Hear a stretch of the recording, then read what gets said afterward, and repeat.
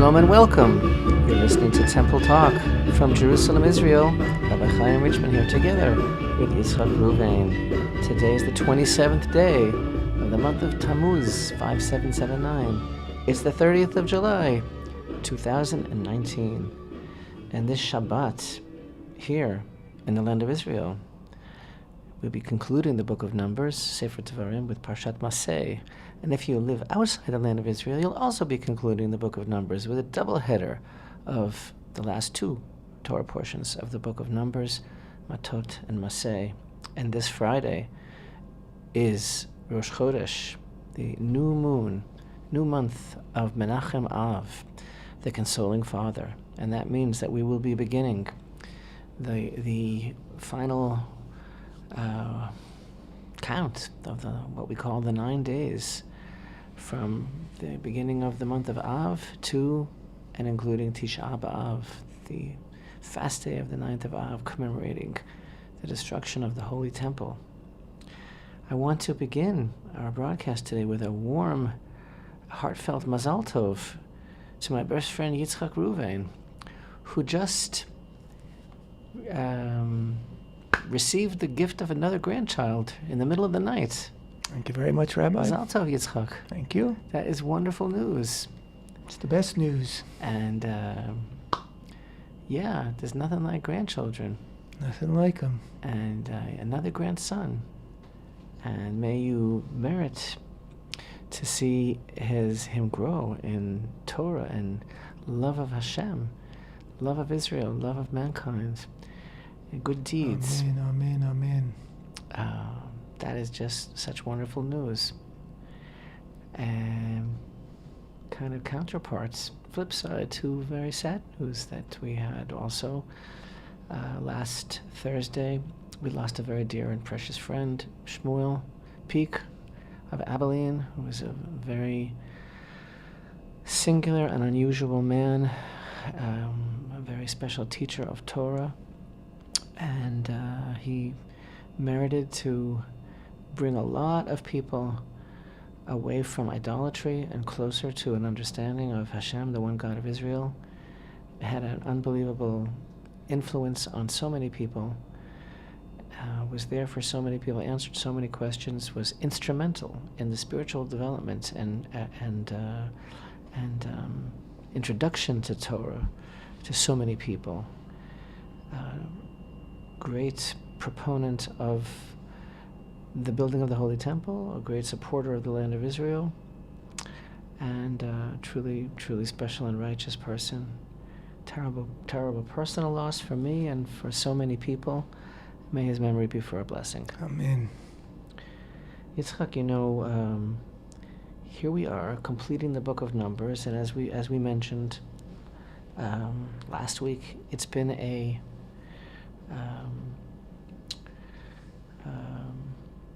what is that word I'm looking for? Ma'avar. It's been a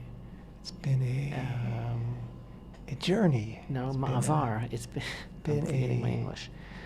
A transition. Yes, exactly. We saw the transition between the two generations of the generation that came out of Egypt, the generation of the Exodus, the generation of the desert, that's all the same people, to the generation that will now be going into the land of Israel. We're also witnessing the transition of, in general, of the book of Numbers into Devarim. All of this is about a preparation. Everything that's been going on in these last two Torah portions in the book of Numbers is a preparation for coming to the land and settling it. And Hashem commands us very, very distinctly in these verses to settle the land. It doesn't sit well with everybody in the world. It doesn't sit well with the UN and with the EU and with everybody that is in BDS and all the people that are progressives, all the people that are and the Democratic Party. What am I saying? Of course, and all the people that view Israel as being an occupier. Of course, you can't occupy your own land, and that's what this is all about. You can't be an occupier in your own land. Everything here is about a preparation of going into the land, as is the entire book of Deuteronomy, which is a very special experience. It is basically a recap and as well as many new commandments and insights that is given over by Moshe in the last 5 weeks of his life.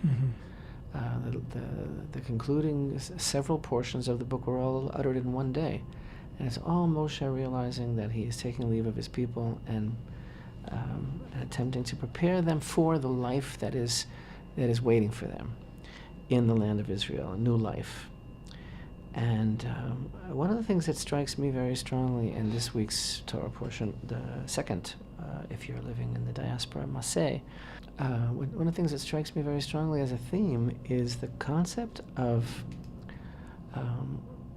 the necessity for us to train ourselves, for us to learn how to be completely sensitive in this new life, completely sensitive to God's calling in the land, and super sensitive to human life, which is the most sacred thing of all.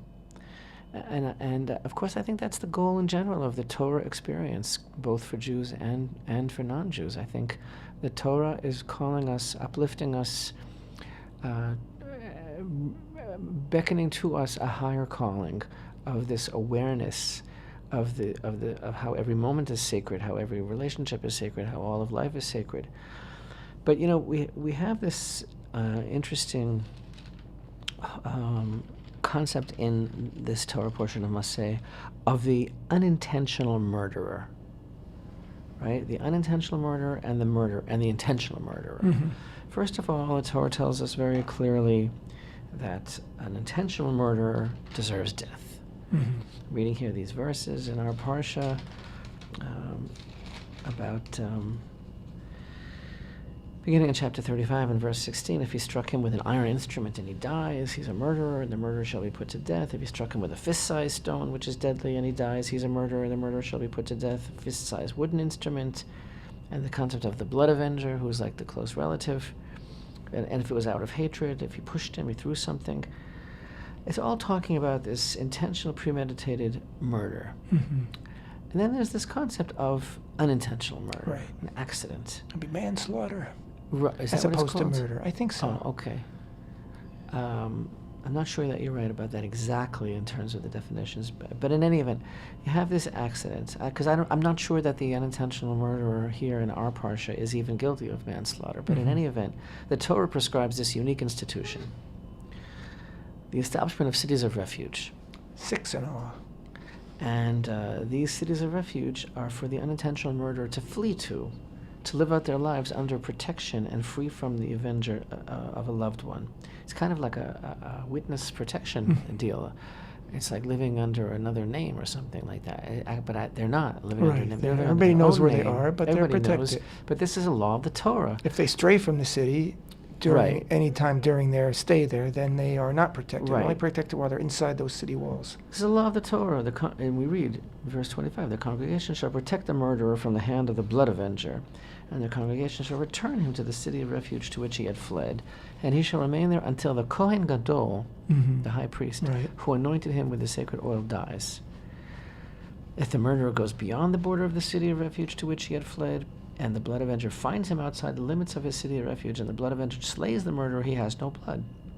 For he shall remain in his city of refuge until the Kohen Gadol dies, and only after the Kohen Gadol has died may the murderer return to the land which is possession. In other words, he has to dwell in that forced exile during the entire cadencia. I forget English today. Yeah, the entire term The entire of the term high priest. of the sitting high priest, of the current high priest. And after the current high priest has passed away, then he Has an can automatic, leave. pardon, as it were. Yes, he has like immunity, and no one can touch him after that. So it's a really compelling idea that an unintentional murderer who killed inadvertently is sentenced to exile. Right. This is a very unique Torah concept because, now on a simple level, we see that it's for his own protection, because the hot-headed, revenge-driven relative will seek him out. That's understood. But on the simplest level, let's say it's for his own protection. But on a deeper level, And something did happen here, even if it was accidental. Now, one could ask, if one believes in providence, if one believes that everything is a matter of hashgacha pratit, of divine providence, and that there's nothing that's random, and everything has meaning, so then one would ask, even if it was accidental, why did it come about through him? In other words, why did this person, this hapless, schlemazel, why did he deserve such a terrible mishap to occur through him? Obviously, terrible damage was done here. A soul was extinguished, and we're calling it an accident. It was an accident. It was totally unintentional. It was horrible. And spiritual damage was obviously done in the world, because this person is no longer here in the world, and because this person now has this horrible burden to bear. And exile, with its harshness, with the deep introspection that such a life brings, exile will aid in fixing that spiritual damage.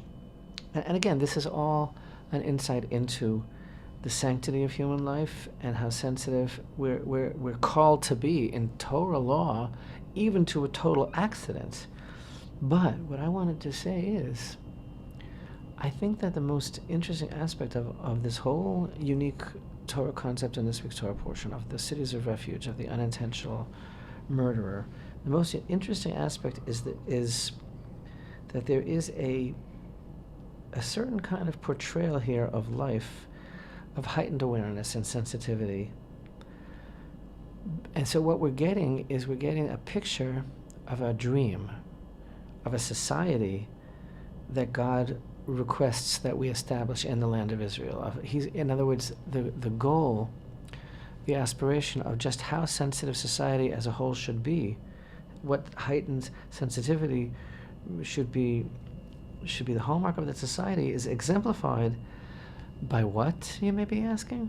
By what strikes me here as a very unusual and singular relationship, at least on a spiritual level, between this unintentional murderer and the incumbent high priest. Like, what is this? What is the deal here? That there is a spiritual cord connecting between a person who, unfortunately, nebuch, as we say, something slipped from his hand, it was a work-related accident, whatever it was. Axe head right. snapped off the flew handle. off, and something fell on his property, and someone was killed, and it was through not through any of his intention. It was a total accident. But we see that there is some sort of incredible, spiritual bond between this hapless individual, through whom the death, it's not a murder, that we shouldn't even be calling him an unintentional murderer. He's an unintentional killer. That's where your manslaughter thing fits in. But there's a relationship between him and the high priest who is currently reigning. And these are the verses again that we read. For he shall remain in his city of refuge until the Kohen Gadol dies, the high priest. And only after the high priest has died may the murderer return to the land which is his possession. And so why is it that this exile, this sentence of exile of the unintentional murderer, is somehow connected to, and it's like his time in this exile is measured by the life of the high priest, to the extent that when the high priest passes away, that man may leave the city of refuge, and no family avenger can attack him. So his sentence is over. His sentence is over, and he's now safe. So if I understand correctly, Rabbi, if someone unintentionally killed someone and fled to a city of refuge, and 3 days later the incumbent high priest dies, then he can go out. On the other hand, if someone accidentally kills a person and flees to a city of refuge, and the incumbent high priest lives for another 80 years, and he's there for 80 years. Right. So the amazing Rashi, chapter 35 and verse 25, explains what it means that his sentence is until the Kohen Gadol dies. And this is what he says. He says, because the Kohen Gadol, the high priest, should have prayed that no mishap should have befallen Israel during his lifetime. Mm-hmm. In other words, Rashi is basically teaching that the Kohen Gadol, it shouldn't have happened on his watch had he been doing his work. So he And as a shares Kohen in some Gadol of the is not guilt. just a person who's dressed in these beautiful garments that we learned about and that we're creating, and he's not just like an officer. Like, he is the ultimate spiritual leader. And what do we always teach? What have we always said over and over again? That the bottom line of everything for every individual in this world, and how much more so for a leader, it's responsibility. So Rashi is teaching us that this murder, this killing, should never have happened, because it shouldn't have happened on his watch, because he must have been slack in his prayers. So because, in other words, this is so deep. I hope your heart is open. This is unbelievable. It's crazy. This is like the deepest thing in the world. What we're saying here is that the Kohen Gadol, the high priest in the Holy Temple, is ultimately responsible for any spiritual imbalance, however slight, however imperceptible, that could even have resulted in accidental death. And he should have exercised greater prowess, spiritual prowess, greater leadership, and then not even an accident would have occurred in his watch, let alone an intentional sin of man against man.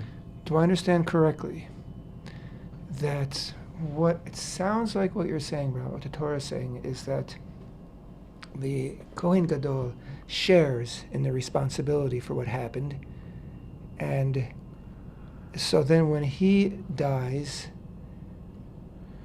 it's like the spell is broken. It's like okay, that's the end of the era. And no, it's more than what you're saying. It's not that he shares in it. Rashi's saying an incredible thought. That he's responsible. He is responsible, and so he. That's why this man, through whom the death occurred, the accident occurred. His fate is tied. His fate is locked into the fate of the Kohen Gadol, because the Kohen Gadol should have had him covered, should have had his back.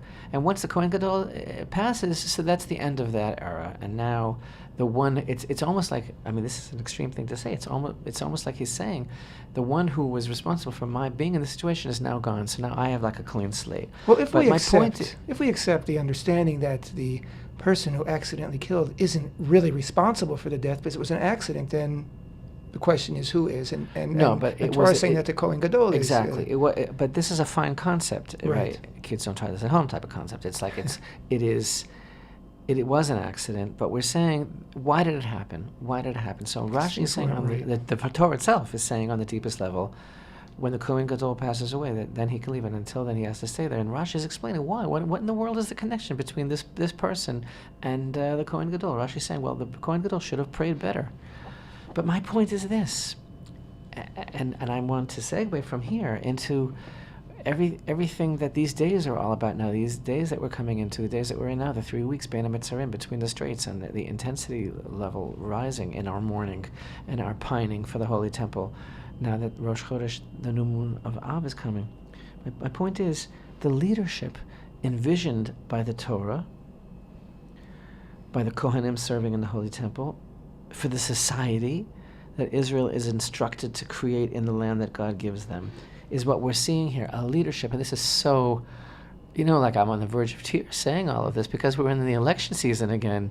Mm-hmm. Unfortunately, we're going to go through that ridiculous thing again, right? We won't even get into that. My point is, the society Israel is instructed to create in the land that God gives us is headed by a leadership that is so connected and so selfless that, as opposed to just reacting to the people or giving the people what they want to hear or blaming the people or any sort of political manipulation by anyone in power for their own selfish advancement, or dealing and wheeling and alliances and all sorts of things, here the leadership that's envisioned by the Torah is so sensitive to the people that if someone dies somewhere by accident, it's the high priest's fault, because he was not as attentive as he should have been to the spiritual needs of his people.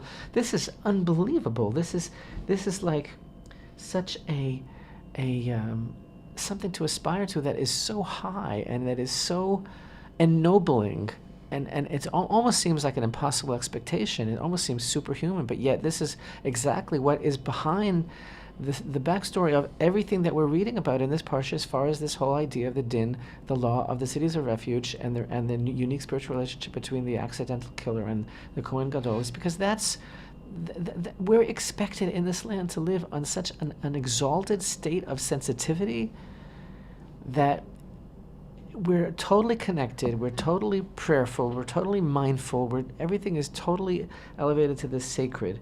What a far cry from the leaders of today. Another Who don't thing keep their word, let me just have a little harangue here. Okay. Leaders of today who don't keep their word, who Go on. manipulate, who Harangue. advance their own agendas, who are themselves guilty, not just of some delicate spiritual disconnect that could lead, God forbid, to unintentional murder, but these leaders are guilty of setting precedents and making deals with forces of evil and terror that espouse premeditated and deliberate plans for destruction and murder. And I think it's amazing that we are reading and learning about this now, on the eve of Tisha B'Av, virtually in the days that lead up to. Because when we miss the Holy Temple, what is the Holy Temple all about? It's not just a building, and it's not just about sovereignty, and it's not just about, I want to rush and bring the korbanot. I can't wait to bring the offerings in the Holy Temple. It's all fine, but it's so much deeper than that. When we talk about why we need the Holy Temple, it's because it is the spiritual seat of Israel and the world, because emanating from there is the light of the divine presence.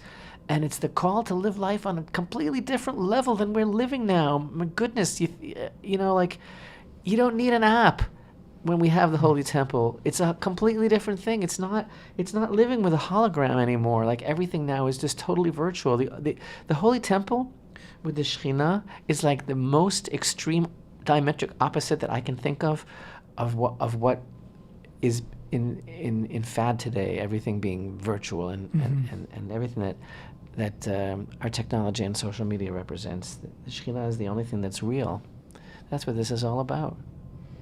The flip side of what we're saying also is the Torah is telling us that we are all connected in a very, very deep level. That, today's everybody is individual, and everybody has autonomy, and everybody can do whatever they want because they're king and they're in charge. But no, we are all connected on a very, very deep level. And there's the music, Yitzchak, Reuven. I'll see you in just a moment here for the second half of Temple Talk.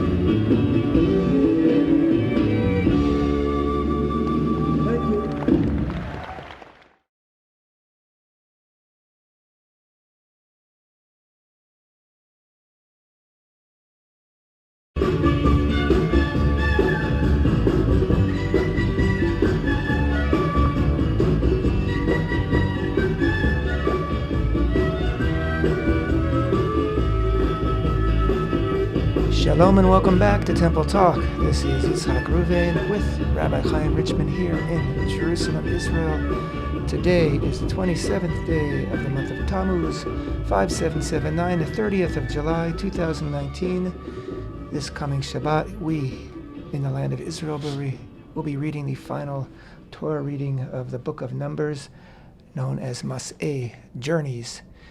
And if you're living in a diaspora, you will actually be reading the final two Torah readings of the book of Numbers, Matot Masay, and actually next Shabbat we will all be in the same page again here in Israel and in the diaspora, reading together Parshat Devarim, the first reading of the book of Deuteronomy, known in Hebrew as Devarim, and that actually is going to be the 9th of Av. Yes, because next Shabbat, not this Shabbat, but next Shabbat is actually the 9th of Av itself, which of course... So we don't fast on Shabbat, so the 9th of Av, the fast will be deferred to the 10th of Av, beginning Motzei Shabbat Saturday night and concluding Sunday evening, because, working backwards, because this Thursday evening, Friday, is Rosh Chodesh Av, the first day of the new month of Av, known also as Menachem Av, the comforting Father.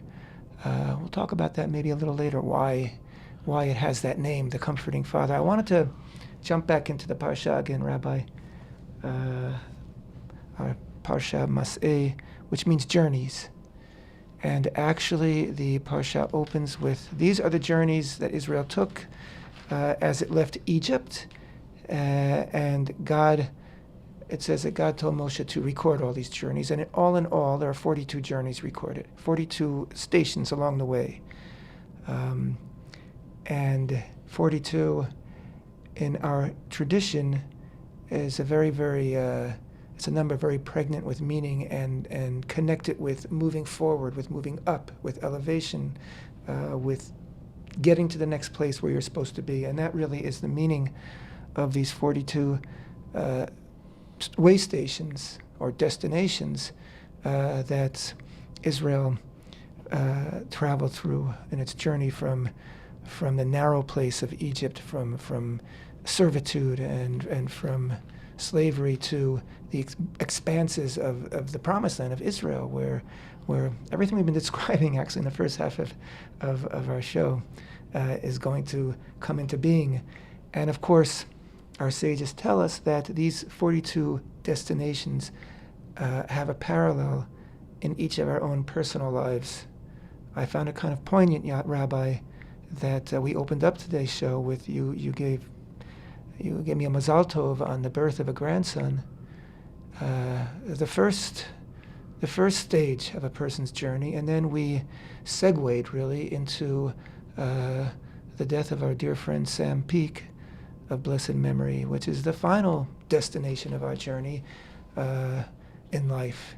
And really, that's what it's all about. When you take that concept and you tie it into what we're talking about with the accidental murderer and the Kohen Gadol, that we are so tied together, we're so connected. You know, as John Donne said, no man is an island. He was right, no man is an island. We are all part of the same cloth. You know, we all have our stone in our place on the high priest's breastplate, and none of us can separate ourselves from the society and the community that we live in. And those messages which come in this final parsha, you mentioned before that, you know, it's all about preparing us for life in the land of Israel. And that, that's the Torah message all the way, that we are all connected, we are all responsible for one another, and we all our deeds and even our thoughts have influence that may be beyond what we can imagine. So it is so important to live your life properly and to do good and to think positive. And you're looking at me, Rabbi. You want to say something? No, I'm enwrapped. Okay, absolutely, every breath we take, Rabbi, really has significance. We have to be, not afraid, not nervous about what we're going to do next, but we, where we are in life, has a meaning, and sometimes we don't understand it at the time, but when we get to the next stage, when we get the message from God that it's time to move on, then we can think back and say, that's why I was there. That's why I was in that place before, but now I'm here. And I think that's also the message of God's instruction to Moshe to record all these things. So it's, so it's not going to be for naught. So we really have a map of how we got to where we are today. And the map is important. It's like we said in the parsha this week. Why do we keep reiterating here where the last stop was, and then to the next stop, and then again from there to there, and then from there? We keep repeating the stop before, because that's an integral part of getting to where we have to go, is where we came from. There's a few levels here as far as I can see. There's the level that, on the one hand, everything that we've been learning until now, especially in this book of Bamidbar, but everything in the Torah is preparing us for coming into the land of Israel, and for keeping Torah, and for living this highly sensitized life that we were describing in the first part of the show, for living that in the land of Israel, this highly sensitized society, right, where we have this leadership that is like so totally connected to the people that they even accept responsibility for their spiritual imbalances. So on the one hand, it's like everything is preparing us for coming into the land, but on the other hand, on the macro, that's the micro, on the macro, the whole Torah is about preparing us for our life in this world and in the next. And the the parable of the journey, and the journeys throughout the desert wanderings that are a preparation for life in the land of Israel, are also on the level of a parable of the journeys that we're taking throughout this whole life. This whole life is a journey, right? And everything that we're going through is divinely orchestrated, and we are led, and the great, exciting challenge that sometimes we rise to and sometimes we don't is the elucidation, the knowledge, the feeling that we got it, like that what this journey is all about. Sometimes we get a glimpse into what the journey is all about. And as you mentioned, there is a tradition that these journeys are like one miksha achat. This is the third example of how I'm forgetting English. Miksha achat, like one unit. One unit. One. Is it all senior moments, or is it becoming Hebrew moments? One unit of life, all these journeys.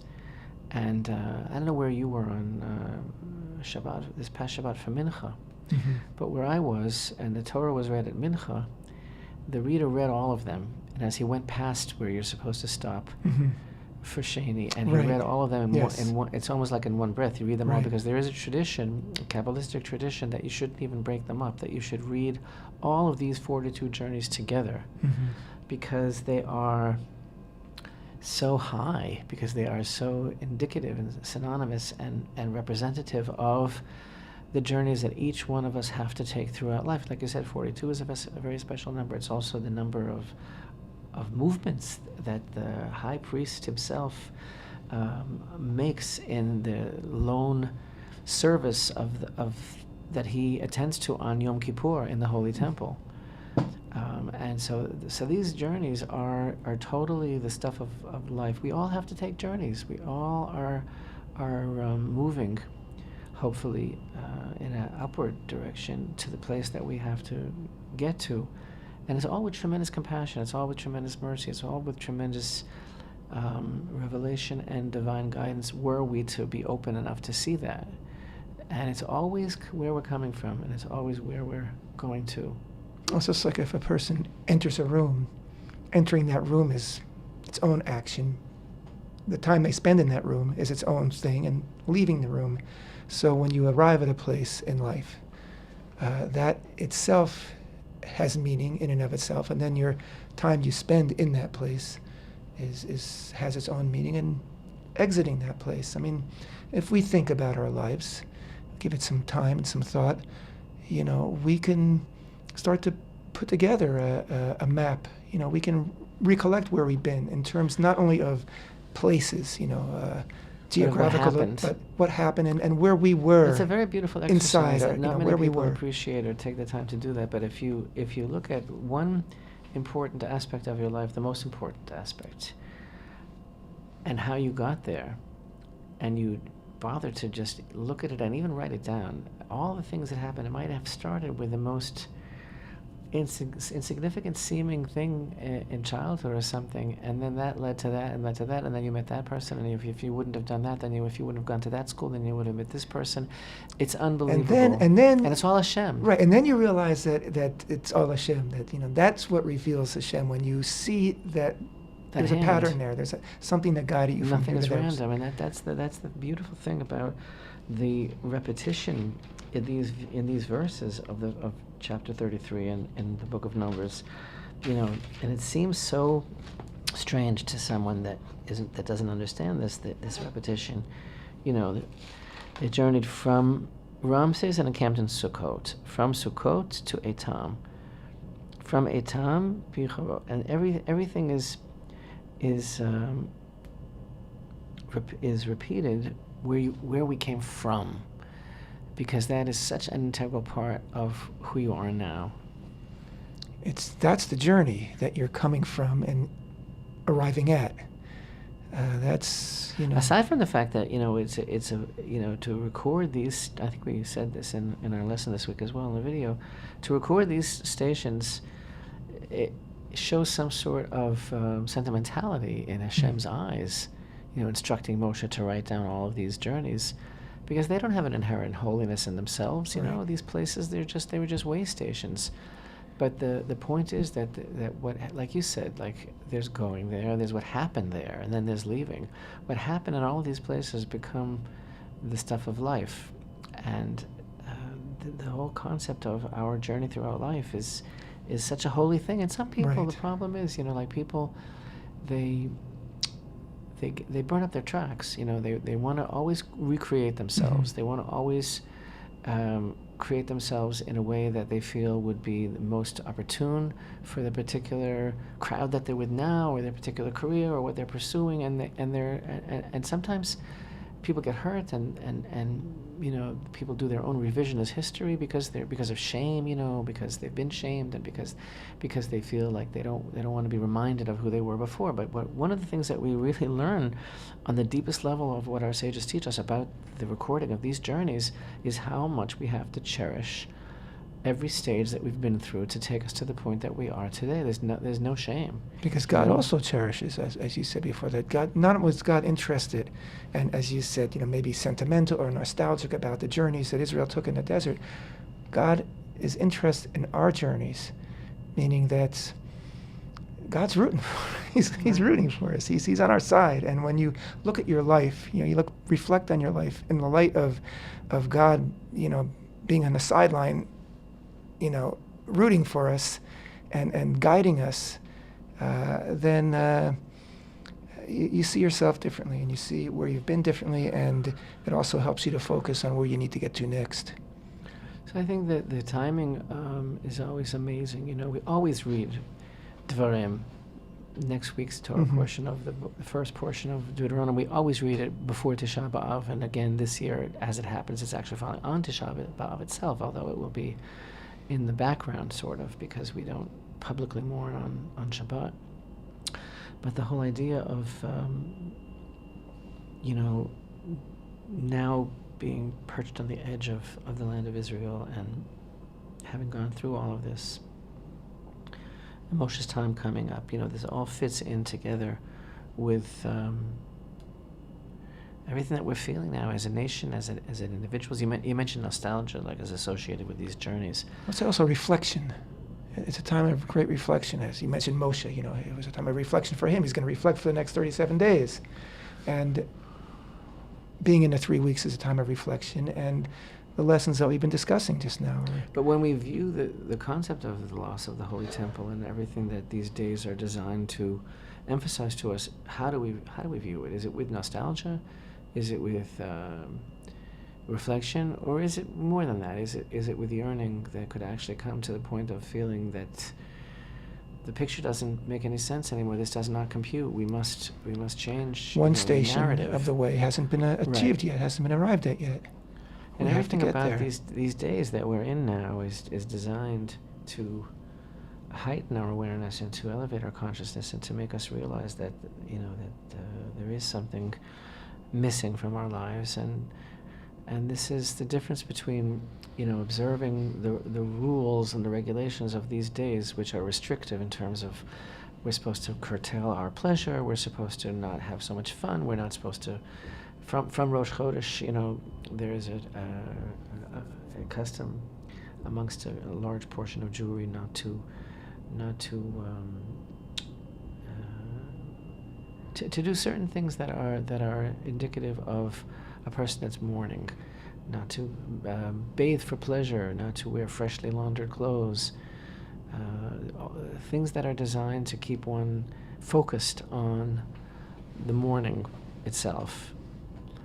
And then, of course, it intensifies until we come to the 9th of Av itself, where we are actually mourners. We actually sit on the floor. We don't greet each other. We're fasting, and it's all designed to kind of break our complacency and shake us out of the where we are.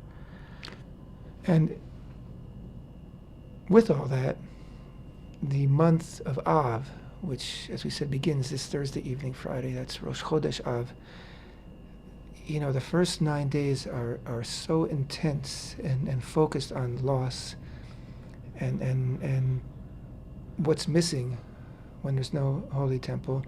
But the month itself is ultimately, as it proceeds and progresses, such a high.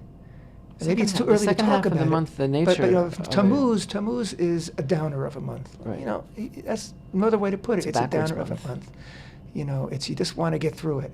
But even though, you know, the 9th of Av is the height of the 3 weeks, it's also the conclusion of the 3 weeks, and from there, the month of Av continues to evolve and turns into a very beautiful, beautiful, embracing month, which is why we refer to it as Menachem Av, the Right. comforting Father. 1 week later, 1 week after the 9th of Av, we have a very joyous day, which is the 15th of Av. And that also is really the beginning of our preparation also for the high holidays, Yes. for Rosh Hashanah and It's Yom Kippur. officially, even on a deeper spiritual level, it is the beginning of the high holiday season. So yes, the month is called Menachem Av, and the message that's being broadcast is that even in the midst of the darkness, even in the worst possible time, even in the time of destruction, Hashem hasn't changed. It's all for our good. He is the consoling Father, and He Himself is consoling us, and everything is the relationship of a father to a child. But again, when we were earlier, when we were talking about the aspired to relationship between the high priest and the people, in terms of his accepting upon himself the responsibility for the spiritual betterment of the people, and thus his implication in the accidental death of a person. When we talk so much about the temple and our desire to see it rebuilt, and our curtailing of pleasure during these days, and our focus on mourning and everything that's customary during this time of between the straits, 3 weeks, the 9 days, what is it? What is it? You know, again, it's not about a shift in the balance of power in the Middle East. It's not about Israel's supremacy. It's not even about the service of the Holy Temple, which it is about, but what it's really all about is about a revelation of godliness in the world. It's about the knowledge of God flowing out to the world. It's about Israel's destiny in this land. It's so much more than anything that you could put your finger on. It's really about that very sensitivity that we were talking about. It's about living life on a completely different level. That's what we miss. That's what's wrong here. And, you know, I don't even want to talk about the news. The news is bad. The news is bad. It's a disappointment. There are things that are disappointing to me, very disappointing, about people. And it's the opposite of what we're talking about. It's the opposite of what the Kohen Gadol brings to the people, and as he is serving in the Holy Temple. It's the opposite of the revelation of Hashem's presence. And that's the pity on Am Yisrael and on the whole world. And that's why we need the Holy Temple, because it's about this tremendous reunion of the family of man, and about everyone understanding that there's a higher purpose to life, that there's a responsibility that we have, and that there's a reason that we're here, you know, and when we feel that presence, and when we have that focus, every aspect of life changes. And that's, in my opinion, precisely what the problem is right now. Mm-hmm. You know, the Torah many times, you know, we've been talking about these very, very high concepts and almost, you know, very fine. You have to really fine-tune your sensitivity to understand, you know, what we're discussing between the high priest and the accidental murder and the 42 journeys. And then Torah comes in the middle of our parsha, and it talks about the borders of the land that we're going into. And it describes it by pointing out real places. These aren't the places that we've been to in the desert. These are the places that are going to define the borders that we're entering into. And I just find it so, it's something that the Torah does repeatedly, but it's so refreshing each time. It, you know, in the middle of these high concepts, it brings us down to earth and says, this is not this is not a make-believe idea we're talking about. This is not This is something. not Neverland. This is a Right, real this place. is real It place. actually has borders. It's actually in And- this world. And you have the chance, you have the responsibility to get there and to live within these borders. And within these borders, you can achieve all these other things that we are describing, these very refined, sensitive, holy things. But they're not make-believe, and it's not just your imagination. They exist, and it can happen.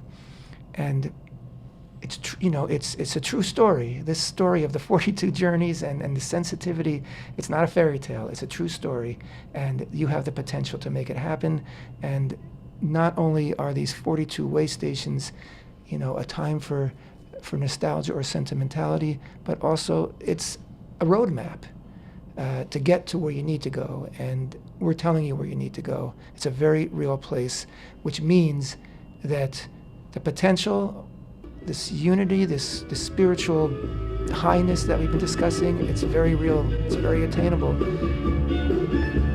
can do it. Thanks for being with us. Temple Talk.